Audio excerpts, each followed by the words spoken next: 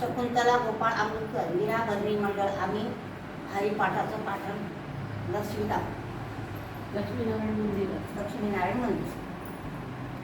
देवाची यारी उहाक्षणभरी तेने मुक्तीचारी साधिला हरिमुखे म्हणा